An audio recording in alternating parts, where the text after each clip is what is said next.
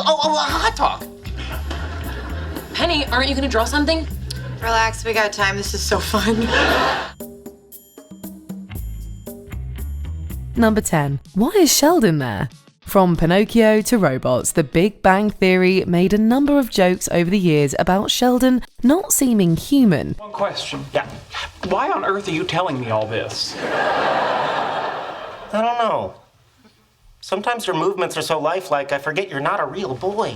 In one episode, he even makes himself into a Sheldon robot, or Shellbot. But it isn't just the guys making the jokes. Penny also gets in on the Sheldon not human fun when he comes upon her in the laundry room and comments that she knew why he was there. Let's dispense with the friendly banter. I believe you know why I'm here. Well, I always figured it was to study us, discover our weaknesses, and report back to your alien overlords. Although, rather than go Disney puppet or computerized robot with her jab, Penny goes outer space with a well-timed alien joke. It's actually not bad.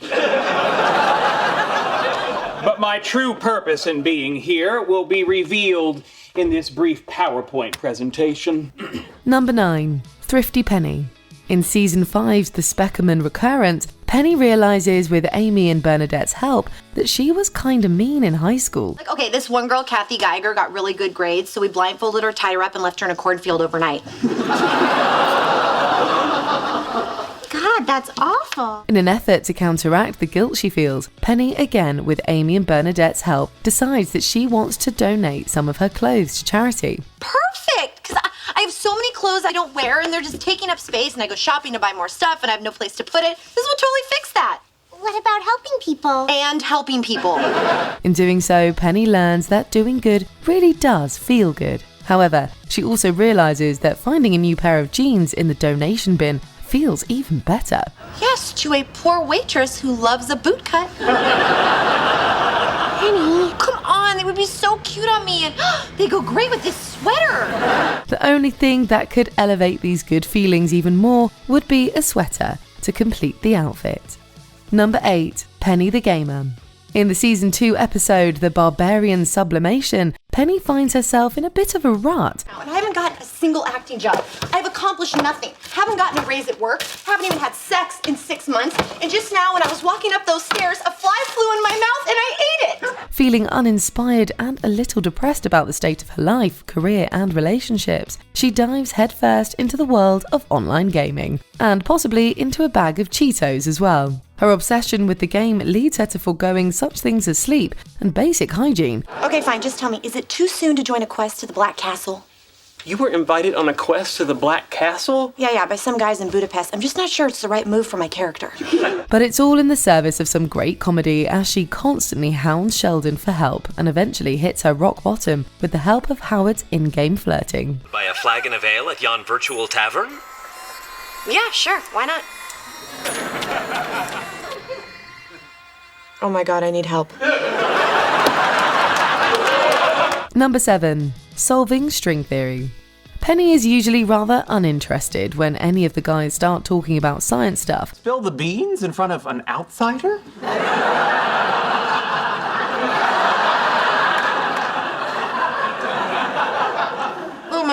But in Season 11, she has a moment with Sheldon in which she isn't just interested, but even helps him with his work. Sheldon is stuck on a dark matter problem, but admits to Penny that string theory is still his first love. It's straight, it's in a loop, it gets knotted up with other strings.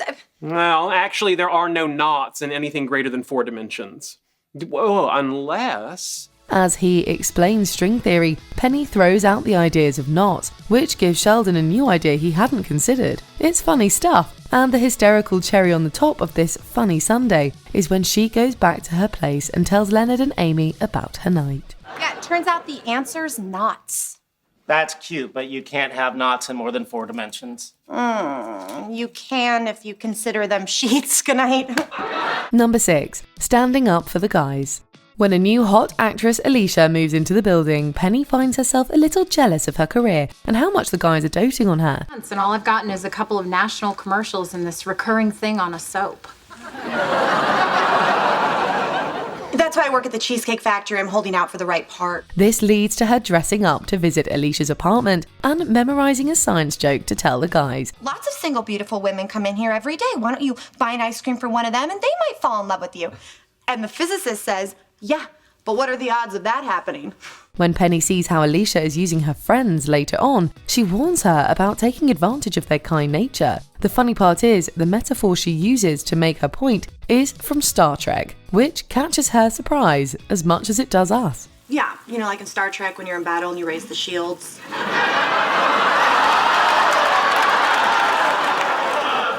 Where the hell'd that come from? Number 5. Chair argument with Sheldon. In this episode, Sheldon and Penny are enjoying some time together in her apartment, chatting and reading. I don't have iced tea and snickerdoodles. Good wife would go to the store. I want a divorce. That is, until Sheldon learns the chair he's sitting on was acquired off the street. Penny's reaction to Sheldon freaking out is calm and priceless, but it gets even better when Sheldon returns later to try and persuade her to get rid of the chair. Penny. Penny. Penny. What's up, Buttercup? You have to get rid of the chair. Nope. Penny answers each of Sheldon's 3 knocks with a different little rhyme, followed by a no, after he pleads his case. Penny! Penny! Penny! What's the gist, physicist? Finally, when he won't stop, she just thrusts the chair pillow at him. That works. Number 4. Pictionary. Sheldon Cooper is a genius, but when it comes to Pictionary, he's the complete opposite. All right, Pictionary. What are the teams? How about boys versus girls? Oh, that hardly seems fair. Yeah, but I guess any team that I'm not on has a decided disadvantage. To put it bluntly, he sucks. The fact that amuses Penny to no end in Season 6's The Re-Entry Minimization. When game night pits her and Amy against Sheldon and Leonard, Sheldon's mouth writes a number of checks his Pictionary abilities definitely can't cash. Bratwurst? Hot dog. Penny, aren't you gonna draw something? Relax, we got time. This is so fun. Penny enjoys it so much that in one round, she, like a parent giving their child a head start in a race, just sits back and watches Sheldon draw. She then finally walks over and puts him out of his misery in a matter of seconds. All right, that's enough. Hand, nail, polish? Yeah! Number 3. Learning physics. When Leonard and Penny start dating in Season 3, Penny wants to surprise him by learning a little physics, so she goes to Sheldon for help. Physics encompasses the entire universe, from quantum particles to supernovas, from spinning electrons to spinning galaxies. Yeah, okay, cool. I don't need the PBS special. What follows is one of the funniest lessons you've ever seen. Of course, Sheldon can't just teach a little physics. He needs to provide Penny with an entire history of the science, beginning with a warm summer evening circa 600 BC. Not that far back! Okay. At what point did you begin to feel lost? I don't know. Where were we looking up at the night sky? Greece. Damn it! It's all overwhelming, but she eventually gets Sheldon to simplify it somewhat, and she's able to memorize an impressive paragraph of information, which she uses to surprise everyone, not just Leonard. Their observed phase shift in the diffusing electrons inside the metal ring already conclusively demonstrated the electric analog of the Aronoff-Bohm quantum interference effect. Number 2. War with Sheldon. It all starts innocently enough with Penny grabbing an onion ring off Sheldon's plate. Regardless of her intentions, however, she soon finds out that touching Sheldon's food is a big no-no, and her second strike. I touched one onion ring. And then you put it back, compromising the integrity of all the other onion rings. Oh, honey, the buses don't go where you live, do they? After Penny takes a metaphorical stand and receives her third strike, Sheldon banishes her from the apartment. Well, Penny, as you can imagine, doesn't take this lying down, and so begins the escalating war between the two. You can't do that. Not only is it a violation of California state law, it flies directly in the face of Cheesecake Factory policy. Yeah, no, there's a new policy. No shoes, no shirt, no Sheldon. Penny's first counterattack involves an attempt to banish Sheldon from the Cheesecake Factory. Her next strike is a funny laundry room takeover and an awesome Barbie joke. Woman, you are playing with forces beyond your ken. Yeah, well, your Ken can kiss my Barbie. In the end, it takes just one phone call to bring Sheldon to his metaphorical knees. Good night, Sheldon. Penny, Yes? well played. Thank Thank you. Before we unveil our top pick, here are a few honourable mentions. Job interview. Now try not to say people. I'm a people person. People like me. Some of my favorite people are people. I feel like I'm saying people a lot. People. Okay, I'm done. Mind the Gap. A funny story and a great Elton John joke to finish things off. That! Again, time machines. Oh, please, it's not a time machine. If anything, it looks like something Elton John would drive through the Everglades. Yo Raj. A little mean, but a lot funny. Yo, Raj, talk to me.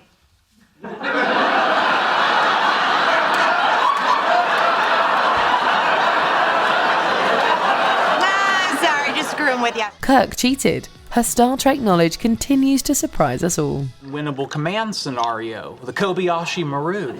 Exactly. Sometimes you can't win. Captain Kirk won. Kirk cheated. Molecules. Smart and sexy.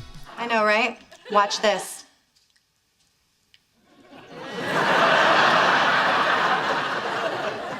Molecules. Number 1. Loopy Penny. In the Season 3 episode The Adhesive Duct Deficiency, everyone except Sheldon gets high. The guys unwittingly eat some special home-baked cookies, whereas for Penny, she falls in the shower and has Sheldon take her to hospital. Okay, medical history. Have you ever been diagnosed with diabetes? No. Kidney disease? No. Migraines? Getting one. When they get back home, the painkillers are really kicking in, and Penny is in great spirits, even laughing at her own unintended sexual innuendos. Sheldon has to get me into bed. Bet you never thought I'd say that. The pinnacle moment of Penny's drugged up state has to be her turning the tables on Sheldon and asking him to sing her Soft Kitty. It's absolutely perfect. Little ball of fur. Kitty. Happy kitty, sleepy kitty. Do you agree with our picks? Check out this other recent clip from Ms. Mojo and be sure to subscribe and ring the bell to be notified about our latest videos.